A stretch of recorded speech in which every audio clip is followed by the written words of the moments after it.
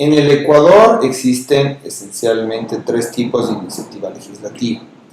Los que tienen iniciativa legislativa general, amplia, es decir, que pueden presentar en cualquier tipo de proyectos de ley, es el presidente de la República, los asambleístas, ya sean con el respaldo de un bloque legislativo o por un número de firmas de asambleístas que representen al menos el 10% de la asamblea, o también lo puede hacer la ciudadanía siempre y cuando recopile firmas que alcanzan el 0,25% del padrón electoral. Ellos son los que tienen una iniciativa absoluta, general o amplia. Tenemos también organismos con iniciativa restringida, es decir, que si bien pueden presentar proyectos de ley, solamente lo pueden hacer en materias relacionadas con sus competencias y funciones. Ahí le encontramos, por ejemplo, a la Fiscalía, le encontramos, por ejemplo, a la Defensoría Pública, le encontramos, por ejemplo, a la Corte Constitucional. Finalmente, también tenemos algunos casos en los que existe una iniciativa exclusiva, es decir, que se tratan de proyectos de ley que única y exclusivamente pueden ser presentados por determinadas personas. Ese es, por ejemplo, el caso de los proyectos de ley que tengan el propósito de incrementar el gasto público, que solo pueden ser presentados por el presidente de la República, o los proyectos de ley, por ejemplo, para la creación de regiones autónomas, que solamente pueden ser presentados por los consejos provinciales de las provincias que pretenden la unificación y constituirse en una región.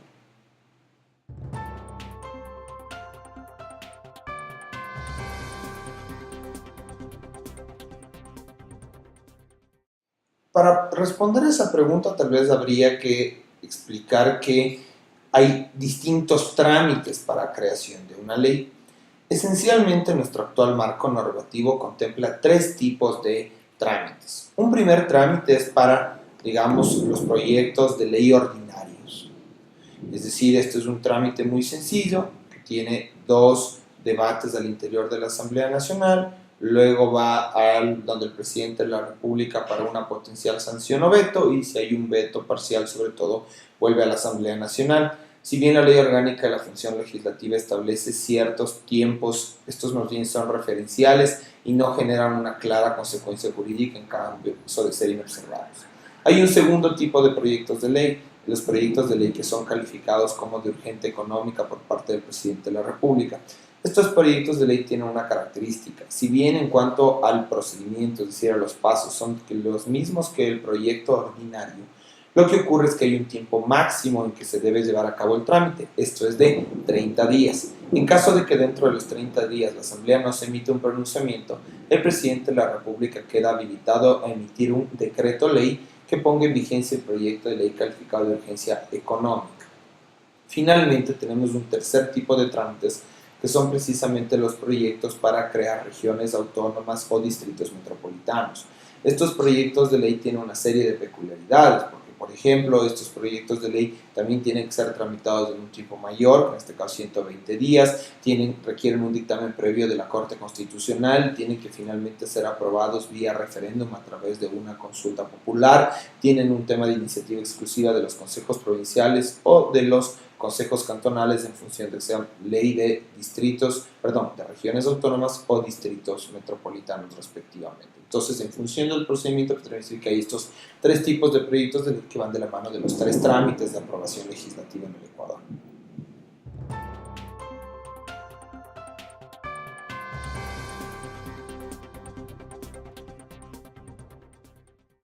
A ver, una vez que se presenta el proyecto de ley tiene que ir al denominado CAL, al Consejo Administrativo de la Legislatura.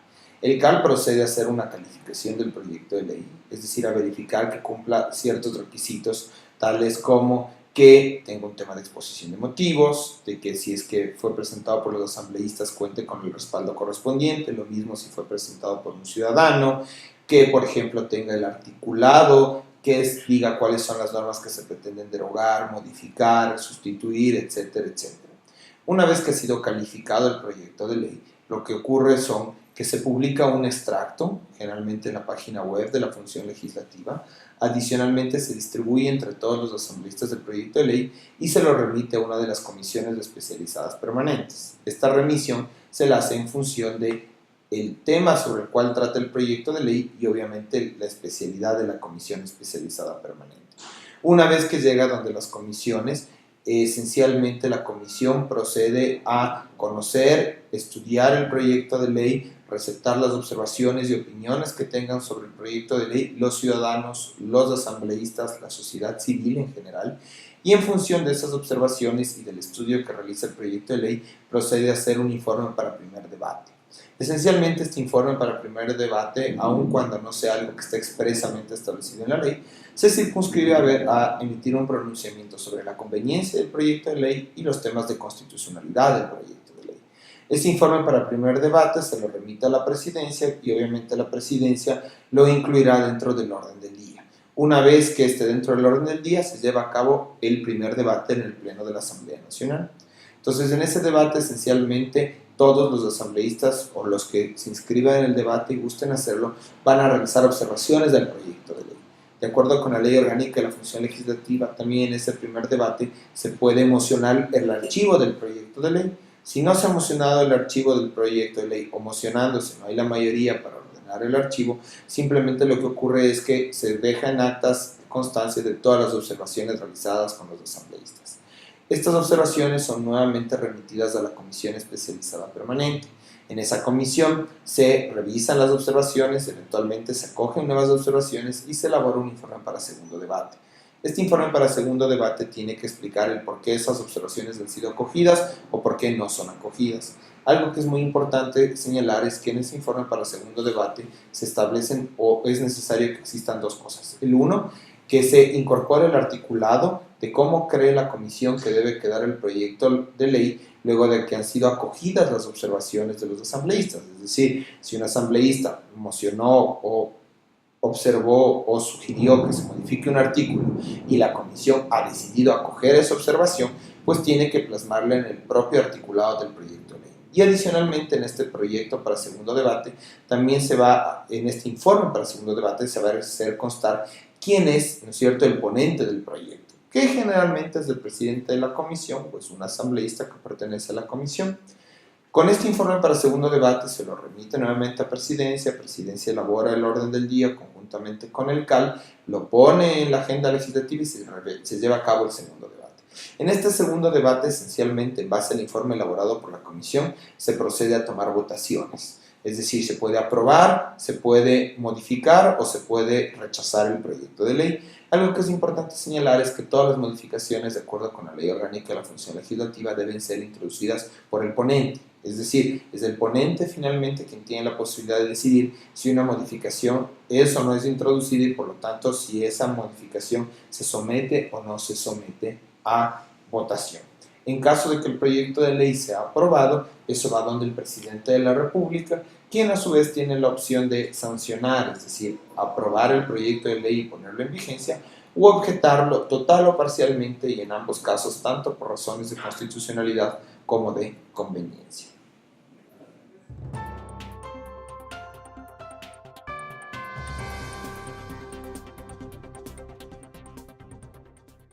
A ver, el presidente de la República tiene esencialmente dos opciones. La una es aprobarla, que técnicamente se denomina sancionarla, en cuyo caso la remite al registro oficial y la ley entra inmediatamente en vigencia. Ahora, puede ocurrir que el presidente de la República no necesariamente está de acuerdo con el texto aprobado por la Asamblea. En ese caso, lo que va a hacer es objetarlo. Si él está totalmente en contra del proyecto de ley, sea porque no está de acuerdo con que se legisle sobre esa materia, o sea, porque cree que es un proyecto de ley que es inconstitucional por la materia misma que pretende, lo que corresponde ahí es una objeción total. Si la objeción total es por razones de constitucionalidad, se va a remitir a la Corte para que la Corte Constitucional emita un dictamen respecto a si efectivamente el proyecto de ley es o no es constitucional. Y en cuanto, si es que la objeción es total por conveniencia, es decir, porque el presidente cree que ese tema no debe regularse, lo que va a ocurrir es que el proyecto va a quedar archivado durante un año. Luego de ese año va a regresar a la Asamblea y la Asamblea tiene la opción de ratificarlo con las 2/3 partes o no hacerlo. Si no reúne las 2/3 partes, el proyecto de ley simplemente quedará archivado. Si reúne las 2/3 partes, entrará en vigencia en el registro oficial. Por el contrario, si el presidente de la República está parcialmente inconforme con la norma aprobada por la Asamblea, tiene la objeción de objetarlo parcialmente. Nuevamente, si la objeción es por temas de constitucionalidad, va a que la Corte Constitucional emite un dictamen correspondiente, pero si la objeción es por temas de conveniencia, regresa a la Asamblea Nacional. Algo interesante en este esquema, que además es el más común en el proceso de formación de leyes ecuatorianas, es decir, la gran mayoría de proyectos de ley enviados al presidente de la República son objetados parcialmente. Es que el presidente de la República no solamente que tiene que enviar la objeción, sino que adicionalmente un texto alternativo. ¿Qué quiero decir con esto? Que no solo debe decir yo no estoy de acuerdo con esta parte del articulado, sino que él debe proponer cómo desde su punto de vista debe quedar el articulado para que la ley sea aprobada. Esa objeción, conjuntamente con el texto alternativo, va a la Asamblea Nacional y la Asamblea Nacional tiene dos opciones. Ratificarse en el texto original que originalmente, valga la redundancia, envió el presidente de la República, para lo cual requiere las 2/3 partes de sus integrantes de la Asamblea Nacional, o por el contrario, allanarse el veto presidencial, que curiosamente requiere solo mayoría simple. Ese es uno de los argumentos por los cuales yo sostengo que en el Ecuador, tal cual como está concebida la formación de la ley ordinaria, el presidente de la República es el verdadero legislador, y mientras que la Asamblea es un simple colegislador. ¿Por qué motivo? Porque mientras que el presidente de la República, para contradecir al presidente de la República, se requieren 2/3 partes de los integrantes de la Asamblea, para allanarse se requiere una mayoría simple, y con un tema más grave, que para allanarse hay el allanamiento expreso, que es con la mayoría simple, pero hay un allanamiento tácito. ¿Cuál es el allanamiento tácito? Que no haya un pronunciamiento por parte de la Asamblea dentro de los 30 días siguientes a la emisión del veto. Es decir, un presidente de la República que no tenga una mayoría ni siquiera absoluta, sino que tenga apenas un control de la 1/3 parte de la Asamblea Nacional, esencialmente a través de ese procedimiento puede poner en vigencia el texto que él guste de una ley.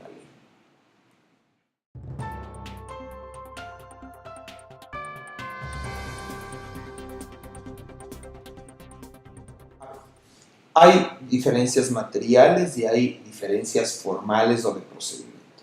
Desde el punto de vista material, la diferencia es bastante sutil y simple. ¿Cuál es la diferencia?